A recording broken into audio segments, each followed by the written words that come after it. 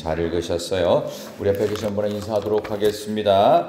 은혜 받는 주일 됩시다. 은혜 받는 주일 됩시다. 은혜 받는 주일 되시기를 소망합니다. 오늘 주신 말씀을 가지고 말씀으로 돌아가야 평안하다. 말씀으로 돌아가야 평안하다라는 제목으로 말씀을 증거하겠습니다. 자, 이제 계시록의 내용들이 점점점 이제 마지막을 향해 가고 있는데요. 이제 오늘 이 내용은 어떤 식의 내용이냐면 전체가 다 7 대접 심판에 대한 내용입니다. 심판을 상징으로 하니까 좀 복잡한데 그렇지 않습니다. 그러니까 이 내용들은 쉽게 말씀을 드리면 네로 시대 황제, 좀 더 구체적으로 말하면 도미티안 황제 시대 때 핍박받는 1세기 그리스도인들, 그들을 향하신 하나님의 사랑의 편지, 러브레터, 그게 요한계시록이라고 보면 이 내용은 사랑의 편지는 싫은 사람에게 보내는 게 아니에요. 내가 사랑하고 좋아하는 사람에게 보내는 거예요. 그러니까 이거는 예수를 믿는 이들에게 보내는 거지 믿지 않고 멸망당한 이들에게 이런 심판이 있다는 얘기를 하는 게 아니에요. 믿지 않는 이들에게는 심판이 있지만 믿는 이들에게는 이 심판에서부터 다 자유롭다. 이제 그런 얘기를 오늘 성경에서 하는 것입니다. 그래서 오늘 이 본문에 나오는 내용은요. 심판 재앙 중에서 마지막입니다. 이거 최후의 심판이에요. 그래서 7 대접 심판, 7 천사가 큰 대접을 갖고 와서 마치 대접에다가 뭘 담아와가지고 재앙을 쏟아버리는 거예요. 그러니까 재앙이 남겨진 모든 것들을 다 쏟아붓는 거다. 이제 그렇게 보시면 됩니다. 그래서 이 오늘 본문에 나오는 첫 번째 대접 재앙, 두 번째, 세 번째, 네 번째, 오늘은 5번째하고 6번째 대접 재앙에 대한 이야기를 좀 말씀을 드리도록 하겠습니다. 집중적인 재앙이 첫 번째 7인이 있었고, 그 다음에 7 나팔 재앙이 있었고, 오늘 7 대접 재앙이 있어요. 일단 상징이니까 그때그때 여러분들이 이걸 전체를 다 맥을 짚지 않아도 군데군데 나오는 상징적 의미로 해석을 하시고 이해하시면 충분히 되겠습니다. 그런데 중요한 것은 이렇게 엄청난 심판이라고 하는 것을 믿지 않는 사람들은 모릅니다. 왜 모르냐 하면은 더러움에 내어버려뒀기 때문에 돌아올 생각을 안 해요. 그러니까 회개를 안 하면은 이게 아무리 심각한 일들이 벌어져도 돌이키지 못하면 재앙이라고 못 느끼는 거죠. 그러니까 무감각해져 있다. 예수 믿는 사람들은 작은 어려움에도 벌써 민감하게 확 반응할 수 있어요. 그죠?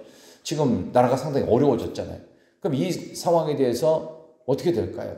이게 마냥 좋아할 일이 아니에요. 좋아할 일이 아니라 어떻게 해요? 기도할 일이에요. 기도할 일이에요. 그렇다고 신날 일도 아니고 그렇다고 슬플 일도 아니에요. 하나님께 기도해야 될 일이다.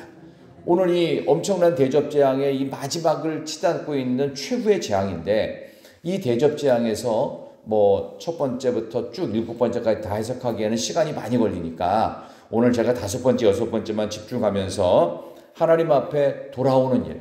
그래서 설교의 제목도 말씀으로 돌아가야 평안하다.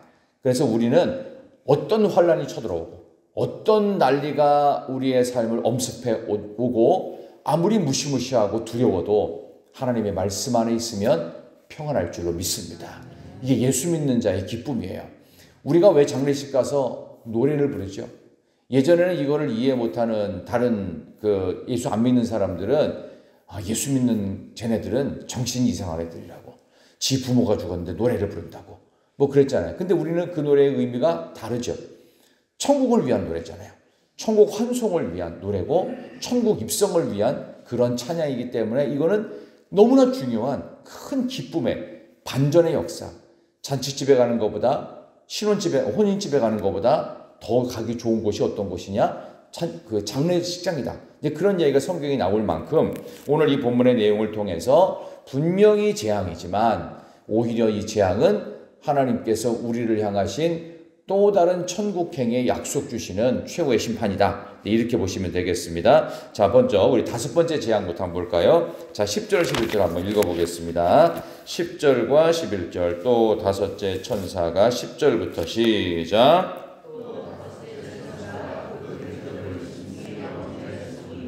그 나라가 어두워지며 사람들이 아파서 자기 혀를 깨물고 아픈 것과 종기로 말미암아 하늘의 하나님을 비방하고 그들의 행위를 회개하지 아니하더라. 아멘. 5번째 재앙은요, 그냥 한마디로 전체를 좀 쉽게 말씀을 드리면은 은혜의 가속도가 붙어야 된다 이런 얘기인데 요거를 좀 쉽게 좀 설명을 드리면 10절 보세요. 그 대접을 짐승의 왕좌에 쏟았다고 그래 있죠. 이 짐승의 왕자는 사탄의 본진에 이 엄청난 재앙을 쏟아 부었다. 이건 하나님의 간접적 공격이 아니고 하나님의 회유책의 공격이 아니에요. 이거는 직선 공격, 직접적인 재앙을 그냥 대접이니까 쏟아 부어버리는 거예요. 무슨 재앙이냐? 나라가 어두워지며 사람들이 아파서 자기 혀를 깨물 만큼 힘든데 어떤 재앙? 어둠의 재앙이라는 거예요. 이 어둠의 재앙은 여러분이 아시는 것처럼 마지막 그 애굽의 재앙이 뭐였냐면은 장자의 죽음이에요. 10번째 재앙. 근데 바로 직전 9번째 재앙이 뭐였는지 혹시 기억나세요? 어둠이에요. 어둠이 온천지에 쫙 3일 동안 깜깜하다가 그 어둠이 거치지 않은 상태로 아들이 죽어요. 첫 아들이 죽어요. 모든 생물의 초태생들이 다 죽습니다. 캄캄하고 밖에 해가 뜨지 않는 일들이 3일 동안 지속이 되다가 아들이 죽은 상황이 벌어집니다. 그 마지막 재앙이라는 거예요. 그러니까 여기 나오는 이 나라가 어두워진다라고 하는 흑암의 재앙을 연출하면서 너무 고통스러워서 자기 막 혀를 깨물 정도로 이게 얼마나 힘든 거겠어요? 11절 보시면 아픈 것과 종기로 말미암아 이 첫 대접 재앙이 종기 재앙이었거든요. 근데 이 종기로 말미암아서 그러니까 첫 번째 재앙도 이 사라지지 않는 거예요. 계속. 그러니까 첫 번째, 두 번째, 세 번째 이 대접 재앙이 막 쏟아 부어지고 오늘 5번째 재앙도 이게 첫 번째부터 안 사라지고 계속 재앙이 쏟아붓는 거예요. 그러니까 최후의 재앙이죠. 최후의 심판이죠. 그러니까 그런 의미예요. 그래서 말미암아 하늘의 하나님을 이 정도 되면 힘드니까 어떻게 해요? 하나님 살려주세요 나오고 하나님 제가 잘못했어요 라고 나오는 게 맞잖아요. 근데 사람들은 회개하지 않고 하나님을 경배하지 않고 어떻게 해요? 비방하고 오히려 회개를 안 한다는 겁니다. 이게 하고 싶어도 못하는 상태를 말합니다. 하고 싶어도 안 되는 거예요. 왜? 그러니까 중독이 되잖아요. 뭐 이게 뭐 쉽게 말하면 알코올 중독, 뭐 니코틴 중독, 또 그 외에도 중독 많아요. 여행도 중독이고요. 하여간 뭐 중독이 많아요. 밥을 엄청나게 많이 먹는 것도 중독입니다. 왜냐하면은 그걸 잡아당기는 것들이 있잖아요. 그죠? 그러니까 우리의 몸 관리가 안 되잖아요. 우리 영혼 관리가 안 된다고. 삶이 관리가 안 된다고요. 그죠? 그런 것처럼 돌아오고 싶어도 못 돌아오는 상태까지 가버린 그 대접재앙은 이거 최악이에요. 돌아올 수가 없어요. 그러니까 그 전에 빨리 돌아와야 된다는 거예요. 근데 이런 일들이 벌어지는데 사람들이 정신을 못 차리더라. 그러니까 우리나라의 모습 중에서 큰 틀만 보십시다. 뭐 여야 비교할 것도 없어요. 지금 이렇게 어려운 상황에서 좋아할 일도 아니고 슬퍼할 일도 아니고 뭐 해야 될 거라고 했어요? 기도할 때. 하나님 어떻게 됩니까? 이 나라가 지금 어떻게 가야 됩니까? 어느 한쪽 편에 속할 때가 아니에요. 하나님만 붙들어야 돼요. 그래서 말씀으로 돌아가야 평안하다. 이런 엄청난 재앙들이 쏟아붓고 있어요. 처음부터 이 종기 재앙이 있었고 마지막 장자의 죽은 것 같은 재앙들이 이제 닥쳤는데 어떻게 하나님께 경배 안 해요. 하나님께 회개 안 해요. 오히려 하나님을 비방하고 회개할 생각을 못하는 못 돌아오는 상태에 이르렀으니 이게 얼마나 죄악의 가속도가 무서운지 은혜의 가속도가 붙어야 되는데 죄악의 가속도가 붙어가지고 이제 그들을 건져낼 수도 없는 상태까지 이르는 그래서 신앙보다 이데올로기가 우선되는 시대를 우리는 슬프게 살아가고 있습니다. 어떤 특정인에 대해서 얘기를 하고 특정 어떤 의견을 얘기하면은 그거는 뭐 오른쪽이다 왼쪽이다 이렇게 비난의 잣대를 들이대는 분들이 생각보다 많더라고요. 그렇죠? 이럴 때는 우리가 좋아할 때도 아니고 슬퍼할 때도 아니고 기도할 때인데 이상하게 예수 믿는 사람들이 이런 부분에 있어서 돌이키지 못하는 엉뚱한 쪽으로 방향을 틀고 있어요. 뭐가 좋아할 일입니까? 또 그 뭐가 또 슬퍼할 일입니까? 하나님이 계시는데 하나님께 와야죠. 하나님의 말씀으로 돌아와서 하나님께 다시 한번 경배하고 하나님만을 찬양하고 하나님만을 높이고 하나님 살려달라고 하나님께 회개하는 일들 이것들이 우리에게 있어야 될 줄로 믿습니다. 은혜의 가속도를 붙입시다. 더 이상 돌아올 수 없는 죄악의 가속도에 그냥 매몰돼서 그냥 그 흐름대로 가서 다 망하고 다 파괴되고 다 죽는 이런 슬픈 일들이 우리나라 안에서 이제는 더 이상 가지 않아야 될 것입니다. 대통령도 여야 국회의원도 또 여러 가지 많은 공직자들도 또 각계각층에서 여러분들이 헌신하고 수고하며 일을 하시고 있습니다. 이 상황에서 우리가 해야 될 일은 기도해야 될 때입니다. 하나님의 말씀에 붙잡혀서 기도하는 저와 여러분 될 수 있기를 진심으로 축원합니다. 두 번째, 여기 나오는 여섯 번째 천사 재앙이 있죠. 이거 내용 한번 볼까요? 자, 12절 보겠습니다. 12절, 16장 12절입니다. 요한계시록 16장 12절, 또 여섯째, 시작.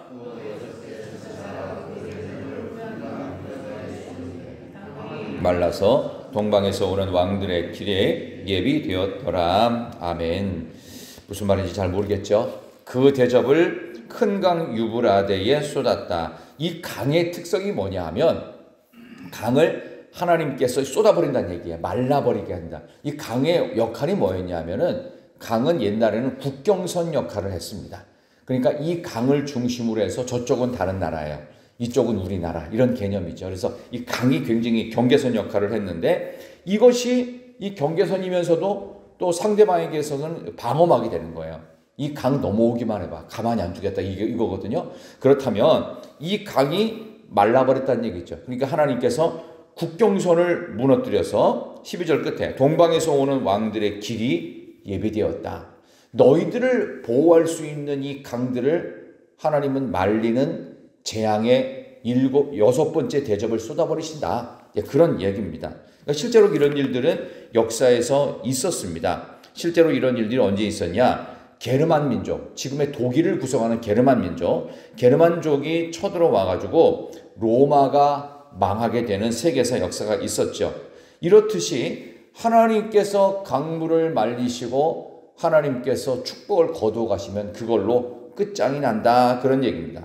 근데 마귀는 또 여기서 묘한 거짓말, 이 패러디를 하고 있어요. 삼위일체 하나님을 또 흉내냅니다. 보시겠어요? 우리 13절과 14절, 삼위일체 하나님을 흉내내는 거짓말하는 마귀의 모습. 13, 14절, 또 내가 보매, 시작. 또 내가 보매 개구리 같은 새 더러운 영이 용의 입과 짐승의 입과 거짓 선지자의 입에서 나오니 그들은 귀신의 영이라 이적을 행하여 온 천하 왕들에게 가서 하나님 곧 전능하신 이의 큰 날에 있을 전쟁을 위하여 그들을 모으더라. 아멘. 더러운 새의 영이라고 했죠. 더러운 새, 개구리 같은 새 더러운 영. 이 개구리 재앙이 그 애굽의 두 번째 재앙이 있잖아요. 그렇죠? 그런 것처럼 그거를 그대로 패러디해 온 거예요. 새 더러운 영인데 하나님은 거룩하시고 전능하신 성부, 성자, 성령 하나님이었잖아요.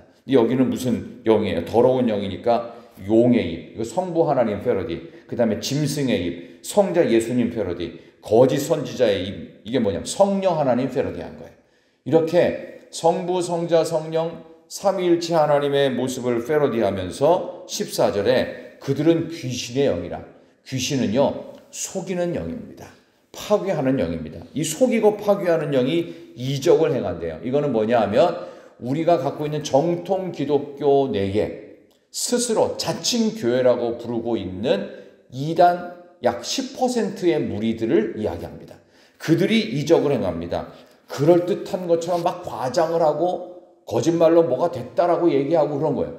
그런 이단들의 출몰을 말하는 거고요. 이적을 행하여 온 천하 왕들에게 가서 하나님과 전능하신 이의 큰 날에 있을 전쟁을 위해 그들을 모으더라. 이 전쟁의 의미가 뭐죠? 서로 다 죽는 거예요. 그냥 파괴예요, 파괴. 모든 걸 다 파괴하는 게 전쟁이에요. 그런 식으로 엄청난 전쟁을 벌인다. 그러면서 우리가 그토록 궁금해 마지 않는 16절 아마겟돈 전쟁에 대한 이야기가 나옵니다. 한번 잠깐 보도록 하겠습니다. 16절 새 영이 시작. 새 영이 히브리어로 아마겟돈이라 하는 곳으로 왕들을 모으더라. 아멘. 이 아마겟돈이라고 하는 이야기가 사실 영화로도 많이 나왔고 또 이 아마겟돈 무슨 전쟁 관계돼서 이게 실제로 앞으로 주님이 오시는 마지막 때에 그때 이런 전쟁이 있을 것이다. 사실은 아닙니다. 그런 뜻이 아니고 이스라엘 지명 중에 전략적 요충지로 무깃도라고 하는 동네가 있습니다. 저 이스라엘 북쪽에 가면 무깃도가 있어요. 이 무깃도가 이 경계선, 다른 나라와의 경계선에 있는, 그래서 이스라엘 북쪽은 지금 시리아 아닙니까? 이 시리아 지역, 오른쪽엔 요르단이고, 그러니까 북쪽에 있는 시리아 지역에 있는 무깃도, 여기가 바로 오늘 나오는 아마겟돈입니다. 이 아마겟돈이라고 하니까 무슨 어떤 하늘의 어떤 공중 공간에 무슨 엄청난 전쟁이 있어서 천사들과 마귀가 싸우고 이렇게 해석하는 분도 있는데요. 그런 의미가 아닙니다. 이 텔 무기또라고 해서 저 북쪽에 있는 실제적인 지명이고, 요시야 왕이 바로 느고에 의해서 죽었던 장소, 여기가 무기또 아마겟돈입니다. 그러니까 이 전쟁의 최후 전쟁을 벌이는데 여기에서 우리는 절대 지지 않는다는 뜻입니다. 이게. 그래서 아무리 어떤 일이 쳐들어와도 이런 난리의 소문이 들리더라도 예수 믿는 사람은 두려워하지 말고 기도만 하면 돼요. 좋아할 것도 없고 슬퍼할 것도 없다고 말씀드렸죠. 기도하십시오. 그리고 말씀을 붙들고 돌아가면 하나님께서 이 전쟁을 능히 이기게 하시고, 이 전쟁을 감당할 것은 우리가 아닙니다. 하나님을 믿지 않는 사람들이 그냥 두려워하는 것입니다. 그러니까 우리는 이런 두려움에 7개의 진노의 대접을 쏟아 부어도 우리는 두려울 필요가 없어요. 왜? 우리에겐 전능하신 하나님께서, 전능하신 하나님 말씀이 있어요. 좋아하지도 말고 슬퍼하지도 말고 오히려 기도하며 말씀 붙들면 하나님께서 우리의 삶을 평안함으로 인도해 주실 것으로 믿습니다. 아드 폰테스라고 하는 라틴어 단어가 있습니다. 이게 뭐냐면 back to basic이라는 뜻입니다. 기본으로 돌아가자, 이런 뜻이에요. 지금 말세 지마를 당한 21세기에 많은 사람들이 여러 가지 걱정을 하고 있습니다. 그때 운동이 벌어진 게 있어요. back to basic이라고 하는 아드 폰테스. 이 운동을 통해서 이게 뭐 하는 거냐 하면은 성경에 관해서 이걸 적용하는 게 아니라 성경 자체를 읽고 이 성경이 무엇을 의미하는지, 이 말씀이 도대체 나에게 뭐라고 메시지를 주시는지, 그거를 연구하는 모임들이 실제로 많아지고 있습니다. 저도 몇 년 전에 권유한 적이 있는데 목회가 바빠서 가지는 못했어요. 근데 중요한 것은 뭐냐? 하나님 앞에 돌아오는 일들을 통해서 이루어지는 것들이 뭐냐 하면은 끊임없이 이단들의 출몰이 있고 이적들을 막 해가면서 그럴듯하다고 하고, 여기 신천지 본부 있잖아요. 14만 4천인데 여기에 들어간 자, 탈락한 자, 장난하는 것도 아니고 뭘 들어갔다 탈락해요. 무슨 보험 판매하는 거예요? 뭐예요? 그러니까 이런 식으로 해가지고 종교 천재들이 만들어낸 거짓 그리스도입니다. 그 이만희가 죽으면 어떻게 할 거예요? 어떻게 하죠, 그러면? 이만희를 대신할 또 누군가를 물색할 거 아니에요. 이게 장난치는 거잖아요, 이게. 신이 죽는 게 어디 있어요? 말이 안 되잖아요. 말이 안 돼. 그러니까 이런 일들인데 이걸 왜 속냐? 우리에게 거짓 영이 들어가면 다 속습니다. 그래서 교회보다 그런 데가 낫다. 다 거짓말이에요. 다 거짓말. 100% 거짓말이에요. 빠져 들어가니까 그걸 속고 있는 거지, 이게 중독 안 되면 절대 속지 않습니다. 그래서 이때 백투베이직, 아드폰테스 뭘 얘기하는 거냐? 우리가 쓸데없이 거짓을 공부하지 말고 진짜를 알아야 된다. 이게 성경이다. 그래서 말씀을 붙들고 돌아가면 평안할 수 있습니다. 아무리 난리의 소문이 있고 이적을 행한다, 뭘 한다 해가지고 그럴듯한 그리스도를 흉내내는, 교회를 흉내내는 것들이 있을지라도 말씀을 붙들면 평안할 줄 믿습니다. 저와 여러분은 하나님 말씀을 붙들고 이 어려운 세상에서 힘든 일이 생겼다고 해도 슬퍼하지도 말고 또 너무 신나할 필요도 없고, 중요한 것은 말씀 붙들고 기도하며 하나님 앞에서 주시는 신앙의 정도를 걸어갈 때 여러분과 저의 삶의 모든 시간들을 하나님께서 복으로 인도해 주실 줄로 믿습니다. 아무쪼록 대림절 3번째 주일입니다. 오늘 귀한 시간들, 은혜 받는 시간 되시고 예배마다, 모임마다 함께 하시는 하나님의 은혜로 말씀으로 돌아가서 평안하고 이 어려운 나라의 큰 그 위기의 시대 속에서 기뻐하거나 좌절할 거 없고 오히려 기도하며 하나님의 긍휼과 자비를 구함으로 이 시대 속에 하나님의 말씀이 우등서는 그러한 우리 희락교회가 될 수 있기를 진심으로 축원합니다. 하나님 아버지 감사합니다. 진리를 붙들면 항상 교회는 화평하며 평안할 줄로 믿습니다. 사탄은 거짓과 다툼의 영으로 우리를 분열시키고 있지만 우리는 그리스도 예수 안에서 말씀 붙들고 하나 되는 모습으로 살게 하여 주시옵소서. 아버지 하나님, 지금 이 대한민국이 너무 어려운 처지에 있습니다. 또 한 번의 탄핵이 이루어지면서 우리의 마음이 아버지 하나님 지금 다 분열되고 있습니다.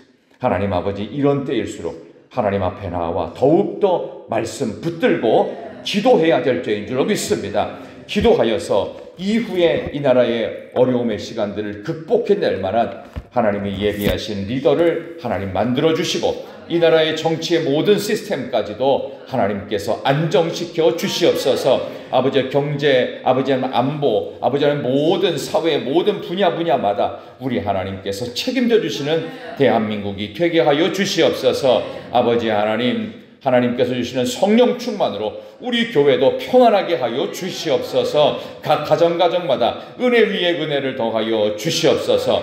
어떤 큰 최후의 대접지향이 있을지라도 우리를 하나님의 말씀으로 평안케 해주시기를 예수 그리스도의 이름으로 기도드리옵나이다. 아멘.